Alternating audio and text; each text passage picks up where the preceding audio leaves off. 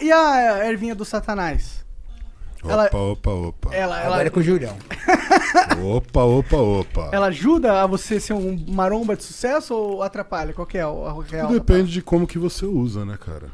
Essa é uma questão muito particular das pessoas. E tem muita gente que faz um mau uso, né? Então, entre remédio e veneno, o que diferencia é a quantidade. Total. Então, tudo que é excesso realmente te tira de si, né? E não traz benefício algum. Mas é uma atividade bastante comum no nosso cenário. Pra mim faz sentido, pra mim parece complementar, entendeu? Sim, porque também tem ação analgésica. Você tem muita dor muscular, porque você Exato. treina Ajuda muito. ajuda- A maconha, ela dá uma... Ajuda a relaxar no sono, ajuda a trazer apetite para quem precisa comer. Então, eu imagino, ajuda isso mesmo? Sim. Você, tipo, tem momentos assim, cara, não tô com fome, não consigo comer.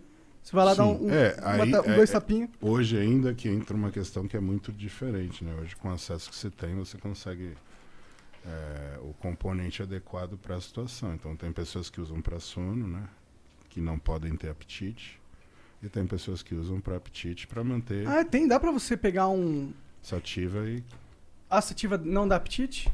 Você vai ter a sativa e a índica, né? Mas eu sempre senti que as duas dão apetite, assim, pra mim, assim. A índica E apetite pro doce, né? Por isso você pegou Pro a caixinha doce, benta. cara. Eu sempre fui meio doçólatra, tá ligado? Mas você também sempre foi maconheiro. Não, Então uma coisa puxa a outra. eu comecei a fumar maconha velho, na verdade, com 24 anos. Sim. 24. É. Mas quanto de pressão já entrou nessa mente também, né? Quantos De lá pra PSI? cá, É. não tenho noção de gramagem, né? Porque Agora é eu muita descontei coisa. toda a época que eu não fumava, com certeza. Eu fumei 3 vezes mais que uma pessoa normal, eu acho. Tipo, eu fumo todo dia, tá ligado? Eu não sei o quanto você usa, não sei. O Júlio? É. Ó, a briga é boa entre você e ele, viu? É? Porra. Eu sou um modo antigo, né, cara? Comecei com 16 anos. Com 16 aí você nunca parou? Sempre foi? Nunca, sempre. Agora uma coisa eu questiono. Pô, pior que você parece bem mais rápido que eu da cabeça. Agora uma coisa eu questiono. Falar que a erva atrapalha a memória. Cara, o Júlio tem uma memória absurda. Absurda. Eu guardo bastante coisa. Ele lembra de coisas e detalhes do nosso esporte, de atletas que foram referência. Cara, ele lembra o lugar, o país de origem, o sobrenome do cara. O cara é do leste europeu. Fulano de tal, sobrenome fulano, ganhou. Aqui, na verdade, Memória quando absurda. você gosta do assunto, você vai se aprofundando e acaba conhecendo um ou outro. Eu gosto de estudar a história do esporte, então é uma coisa que eu sempre busquei me especializar como eu tenho uma frequência de ficar vendo, me atualizando, aí se torna meio que instintivo você lembrar, né, dos nomes dos atletas, da época e da competição que eles disputaram. Pô, mas é difícil, cara. Eu não lembro de porra nenhuma, se me perguntar. Eu gosto muito. Então pega o Mas fornecedor o do Júlio que é melhor, mas o que entendeu? acontece, cara? A principal que eu acho que é aí que tá o diferencial, que ela te leva para um estágio de concentração onde você melhora a performance. Então, eu sinto que eu foco mais, me ajuda a Exato, focar. Ajuda no foco. Sim. Então isso é a parte principal. Porque me tira uma ansiedade, assim, me ajuda a desconectar daquele buzz que tem na minha cabeça, eu fico mais... É essa a sensação que eu tenho A que fazer. sintonia adequada para o que você quer fazer. Sim. Exatamente isso. Então, assim, quando você consegue chegar nesse estágio, ter autocontrole, continuar suas atividades, não deixar de trabalhar, não atrapalhar a vida de ninguém, tudo certo. Sendo saudável. Exato. Cada um. Até porque o que acontece? O nosso meio, né? Ele também é um meio que é muito marginalizado com relação ao uso de substâncias, né? Então o fisiculturismo sempre foi o bandido dessa história. Apesar de não sermos a categoria que tem o uso mais frequente de substâncias dopantes. E isso não são só relacionados a esteroides. Então você tem esteroides, analgésicos, inibidores. Diuréticos, né? Diuréticos são várias categorias que estão inclusas dentro do doping que te caracterizam uma suspensão de até 2 anos ou mais dentro da modalidade que tem controle. Entendi. A nossa modalidade no profissional não existe controle, assim como na NBA é também lá Da cannabis. Exato, a cannabis lá, ela é realmente... total... Porque não é algo que realmente vai fazer um efeito que você vai sair além dos outros atletas num nível absurdo Não, muscular. e chegou numa situação que, sendo bem sincero, se eles fizessem o doping, não iria ter jogo.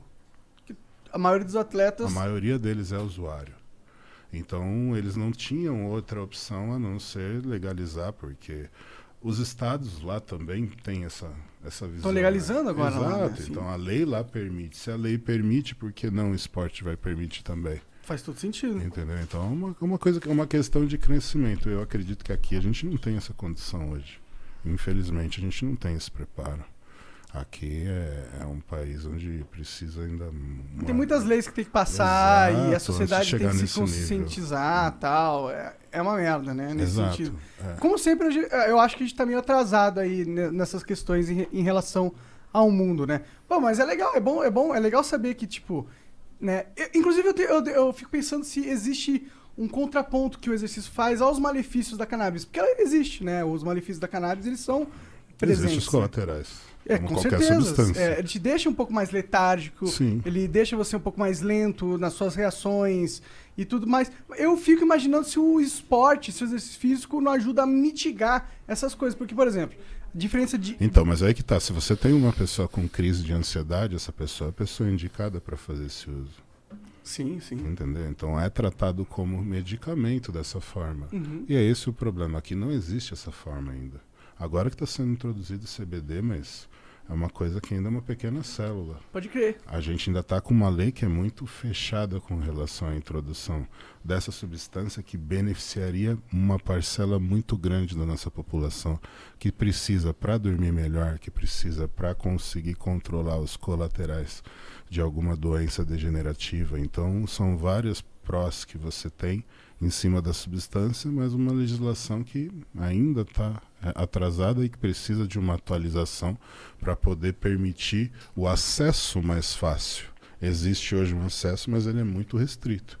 Se esse acesso fosse mais fácil, a gente teria muito mais controle e muita gente conseguiria controlar a insônia sem ter que usar um tarja preta, né? Exatamente, isso que a galera às vezes falha em entender, que existem muitos outros remédios aí que têm efeitos colaterais piores, mas eles são legais. Exato. E eles têm a mesma função que poderia ter um canabidiol, entendeu? Isso. E a gente só tá tendo um limite desnecessário, burocrático, na saúde das pessoas. Inclusive lá nos Estados Unidos eles estavam tendo uma crise muito forte de opioides, que eram aqueles remédios de analgésicos Sim, mesmo. pesado, analgésico pesado. Sim. Mas essa entra numa questão que é política, né? As indústrias farmacêuticas também começam a perder um mercado que é muito grande. Então não é tão interessante para eles uma liberação dentro da Anvisa de uma substância que teoricamente iria inibir as vendas de certos medicamentos. Com E certeza. é um bagulho Júlio que tem é toda só a razão. você plantar aqui que nasce. Mas isso para a indústria farmacêutica é uma dificuldade. É péssimo. É péssimo. Fala, peraí, eu vou ter que trabalhar com uma plantação disso, cara. Através de síntese orgânica, eu consigo fazer esse princípio ativo num reator. Verdade? Não dependo de um elemento natural. Fala assim, não, deixa isso para lá. A indústria farmacêutica, ela faz o que ela quiser. Por exemplo, é muito mais fácil você produzir um coquetel